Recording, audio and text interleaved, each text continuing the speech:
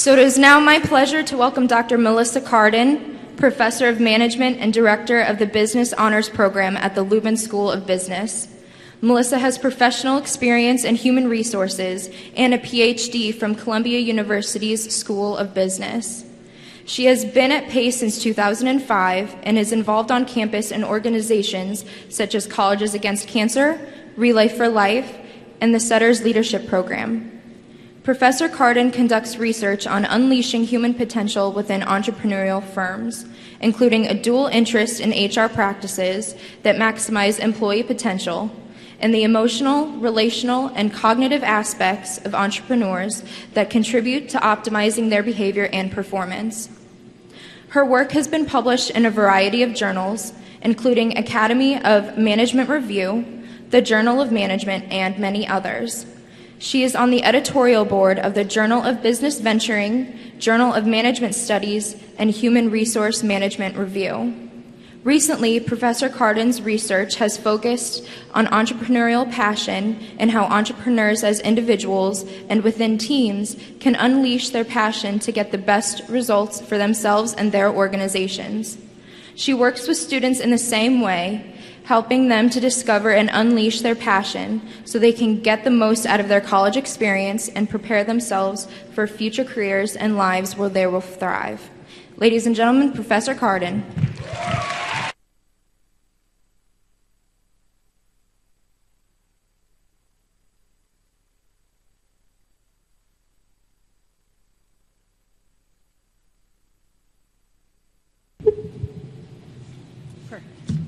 My passion is clearly not microphone technology.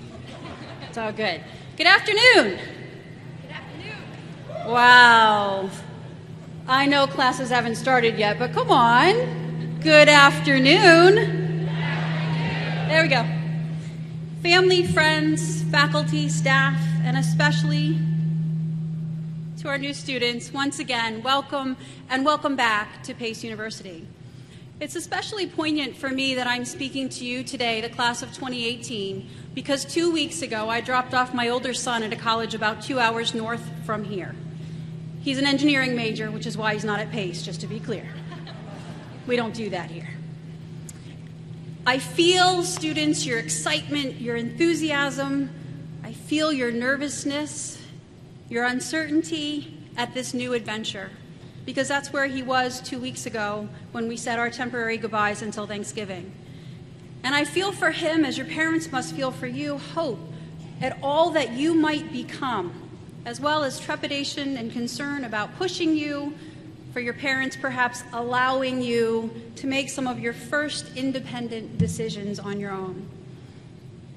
I also know that sometimes young adults on the verge of newfound freedom do not always listen to their parents.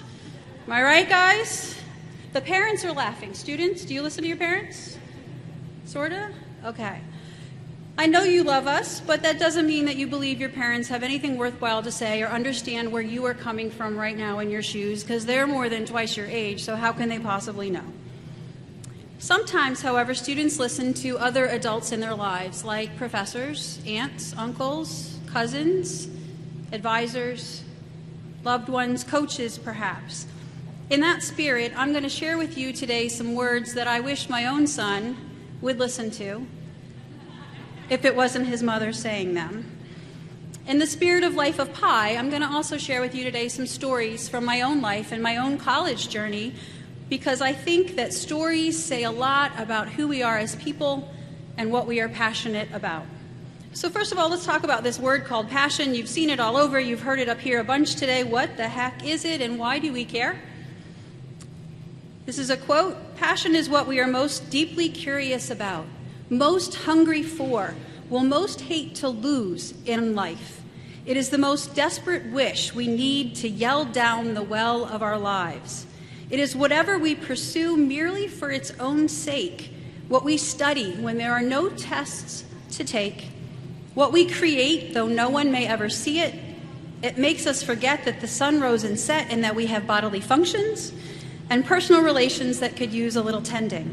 It's what we do if we weren't worried about consequences, money, about making anybody happy except ourselves.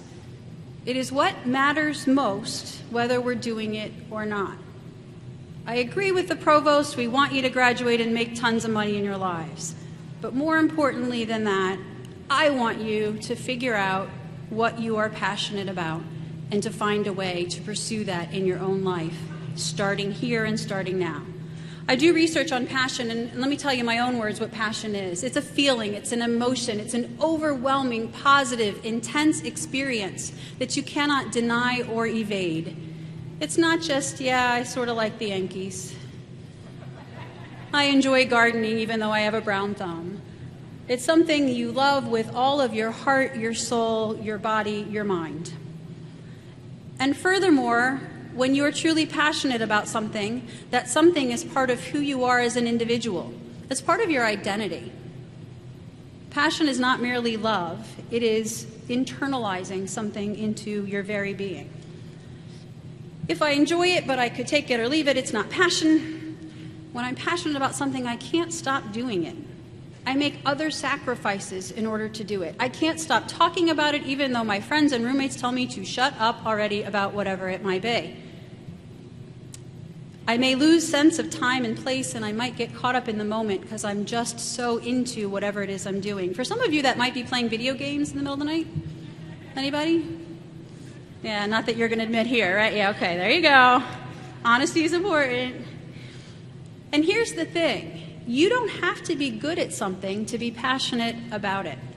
Because if you really love doing it, you're going to keep doing it because you like it a lot. And if you keep doing it because you like it a lot, you're going to get better at it. And at some point, if you keep loving it and keep doing it, you're going to become an expert at that thing.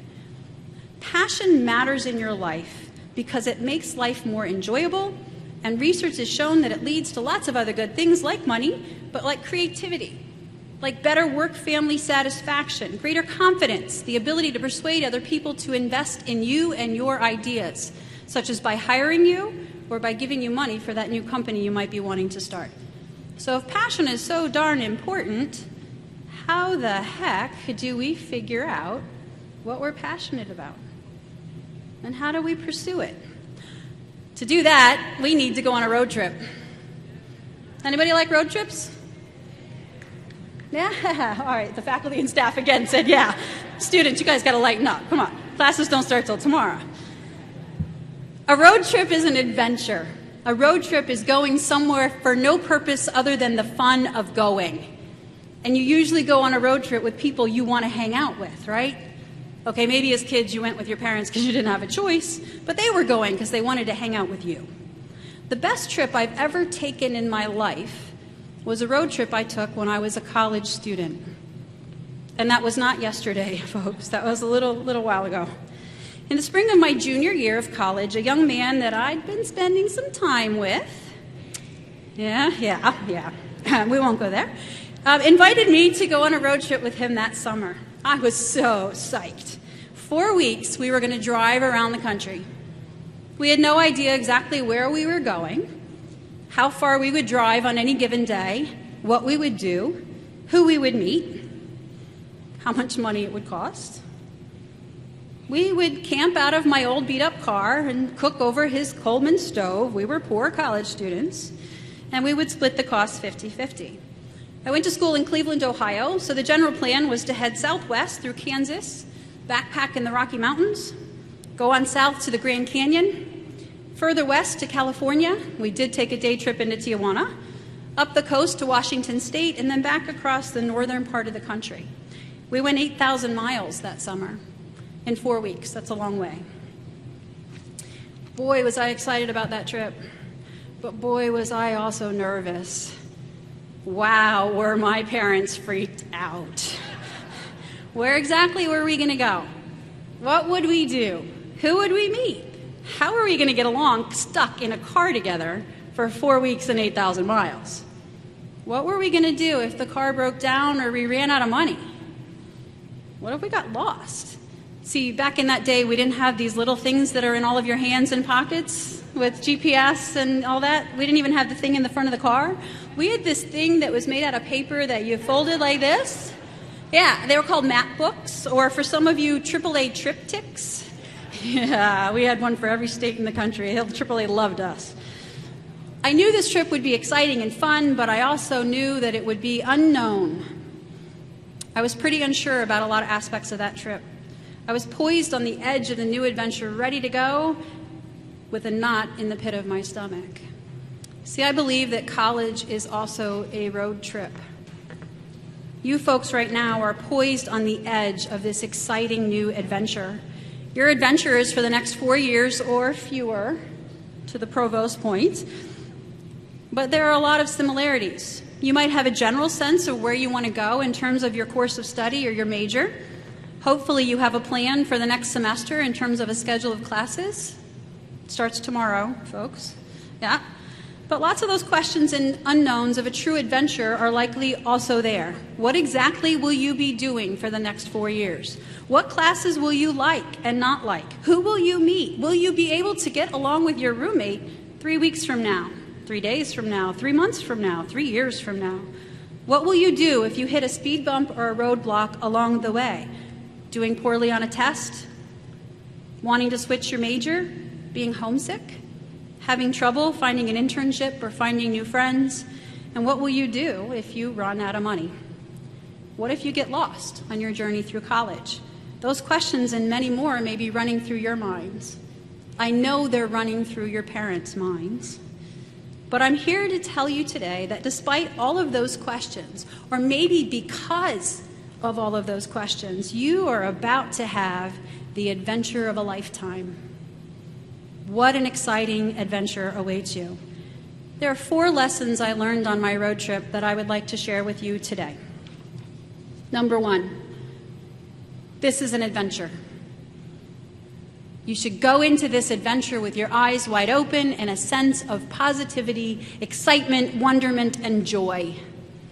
Sure, new experiences are scary, but they can also be amazing if you give them a chance.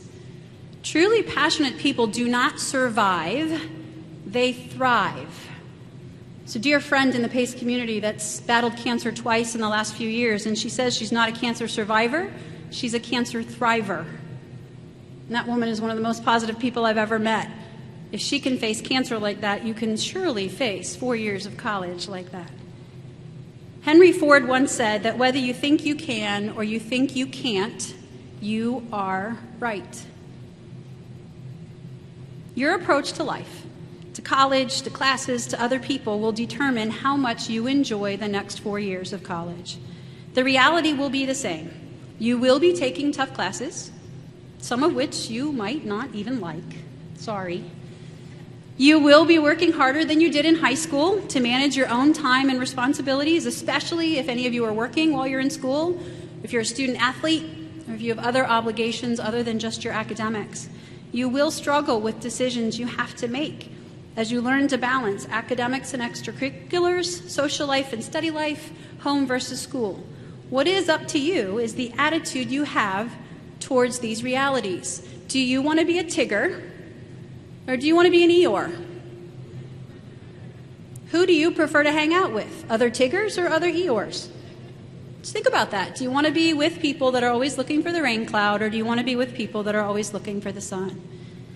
My suck it up and smile story from my own road trip comes from the Grand Canyon.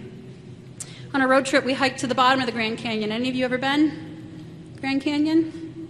It's beautiful. It's absolutely beautiful. And the best way to see it is from the bottom, because the view from the inside is not the same. Well, the trip down is 9 miles.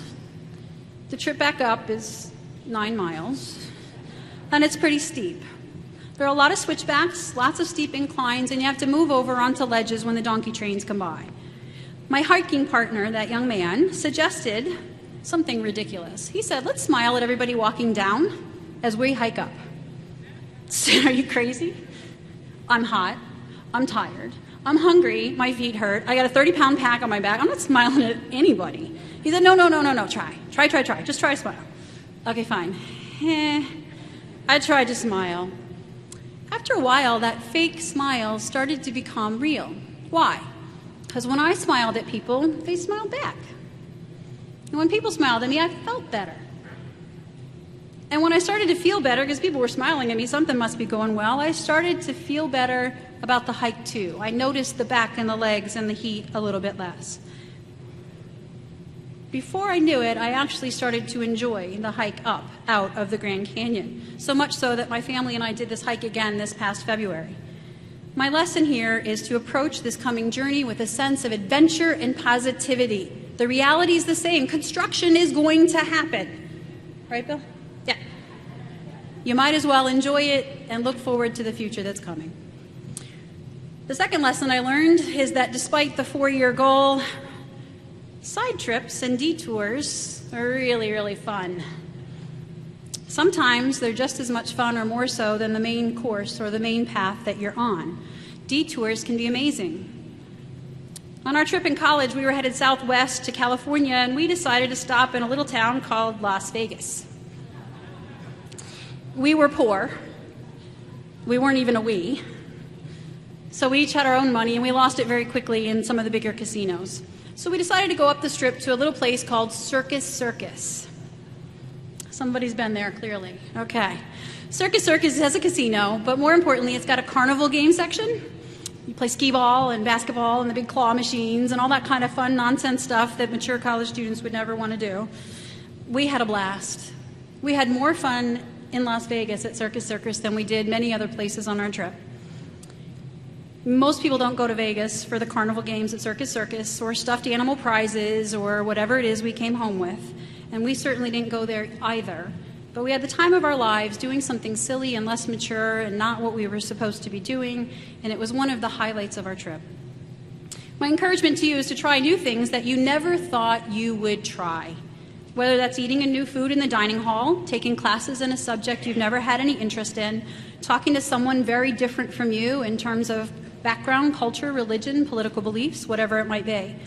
When else will you have a chance to meet so many people that are so different from you, with no major repercussions if you end up not liking them? Okay, you don't like the food, throw it away, get something else. You don't like the class, drop it. Don't take any more in that subject area. You don't agree with the person, don't drop them. But hopefully you can agree to disagree and in the process learn something more about their perspective and your own, and learn how to debate an issue respectfully.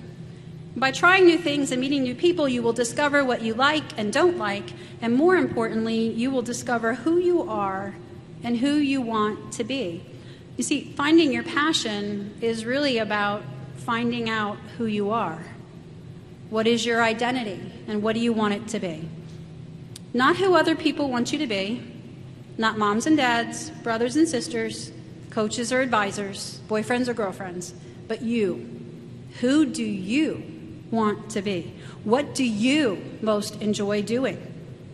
What do you truly believe about the world around you? College is the place to change that, reaffirm that, discover that, explore that. The only way to find your true passion is to move outside of your comfort zone, to take those road trips. And you might just find that one of those side trips or classes you take on a whim ends up being something you truly love. So lesson 1, approach college with a sense of adventure, and lesson 2, experiment, take some side trips. Lesson 3, there's only 4, bear with me. The third lesson I learned on my college road trip is it's really important who's with you in the car. Any of you ever been on a road trip with somebody in the car you didn't really like? It makes the miles go a lot more slowly, right? Like that annoying little brother that keeps punching you in the back seat? Yeah. Who you choose to invite into your car to share in the ups and downs of your college journey matters a lot. College is an opportunity to figure out what you believe in, so it's important to find other people that will help you in that journey and other people who you can be your true self in front of. I recommend that you have 3 groups of friends or clubs or activities that you're involved with. And the reason for that is if you decide one of them is not really you, it's not a good fit, or they're doing things or wanting you to do things that make you uncomfortable, you have 2 other groups of friends to rely on.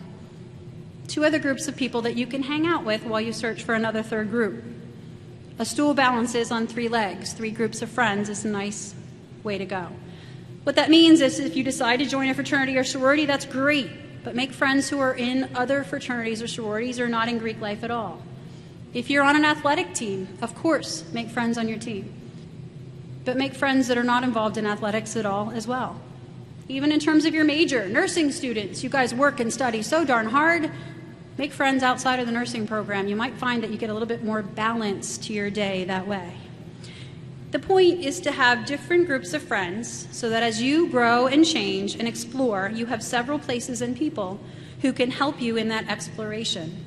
And most importantly is to have people with you that bring out the best in you and also support you at your worst moments. People who you can be real with, not people where you are pretending to be something or someone who you're not. I learned this on my road trip with that young man. And that young man who invited me on his road trip, and we got married 2 years after that trip. Aww. More importantly, what's the key question? Are we still married today, right? That's the key question? Yes. Marriage doesn't mean anything anymore. Staying together, that's different. This spring, we celebrated our 20th wedding anniversary. So,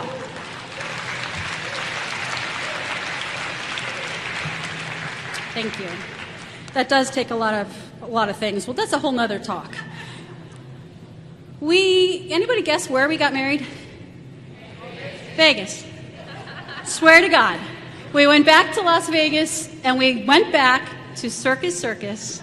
They have a chapel there called Chapel of the Fountain, and that is where we got married. Yes.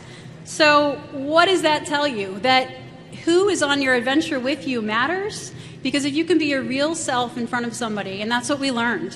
We didn't have to pretend, and you cannot pretend to be somebody you're not when you're in a car with somebody for 4 weeks. Right? The real deal comes out pretty clearly. We learned that we could support each other and love each other and be together with each other no matter what, and that is still true today, 20 years later, many adventures, and 2 children later. So lesson 3, think carefully about who you invite on your journey with you, not because you're looking for the MRS degree, Mrs., but because you need to find people where you can be real. Finally, the last lesson that I want to share with you today is that you need to have a safety net. For a true road trip, this involves car insurance and AAA before you might need it, so you don't freak out when your car breaks down on the journey. For us, it was just outside of Yellowstone National Park. We were on the final leg of our trip and putting in a lot of miles to get back to Cleveland because we both had to be back at our internships Monday morning. We decided to drive through the 350-mile loop trail of Yellowstone in one day. I don't advise that. At the end of the day, we had just left the park near Jacksonville, Wyoming, when the car died. It stopped working. It's been a long day. We were hot. We were tired. We just pushed it to the side of the road, made some peanut butter and jelly sandwiches, set up our tent, and went to bed. Discouraged, defeated, tired, hungry, running out of money. We wanted to quit. You will have those moments here, I'm sorry to tell you. They're part of the human existence. You will get a bad grade at some point. Somebody is going to say something in the next 4 years that make you angry or upset or sad or hurt. It's going to rain, hopefully to fill up the pond, and it's going to snow. You will get involved in so many activities that you get overwhelmed and burned out, which is a common problem with passion, by the way. There will be construction. If you have a safety net when those things happen, you will be more prepared to handle those speed bumps that come along. Here at PACE, we have a multitude of safety nets for you in place: tutoring center, writing lab, academic advisors, counseling center, student development and campus activities, residents, advisors and assistants, and your professors, among other groups on campus. Believe this when I say to you, on the Pleasantville campus of Pace University, each and every one of us is here for you. Every one of us is here for you. But we won't know when your car is breaking down. We won't always know that you're struggling with whatever it might be. You have to tell us. You have to reach out before you are at that critical moment of no return. You need to go to the tutoring center, even if you don't think it's cool, do it anyway, before you're failing the class. And even if it's not, even if you made it to crisis moment, that's okay too, reach out. You have to let us know when you need help so that we can help you. AAA doesn't work if you don't call AAA when your car breaks down. There's no shame in asking for help when you need it. We want you to come see us. Come see your professors during office hours. I know, oh my God, do you really have to do that? Yes, you do. Show us that you care about learning, not just your grades. Help us help you. Find out what you most enjoy doing, what brings you joy, who you are and who you want to be, and therefore to help you discover and pursue your passion. You also have family and friends at home that want to be part of your journey, the people who can't be in the car with you. Make sure that you phone home, text message, Instagram, Snapchat, whatever it is you've worked out with your folks, do that. Keep those folks at home in the loop. Keep the folks here in the loop about your journey. Don't just call mom and dad when you're panicked. Call them for the good stuff too. They want to know. Keep in mind, however, that this is your journey. You are driving. Do not let anybody else in the driver's seat of your path and your career and finding your passion. Have a safety net in place, lesson 4, before you need it, and use it. So, new students at Pace University, those are my words of wisdom for you today. As you embark on this great new adventure of college, go on that road trip with a sense of adventure and wonderment. What exciting new opportunities wait for you today? Who will you meet? Be open to taking side trips or detours, also with a sense of adventure, because you never know what you might end up loving. Be mindful of who is with you on the journey and whether they are letting you be the person you want to become. Surround yourself with people who bring out the best in you and who allow you to be your real self, whoever that is.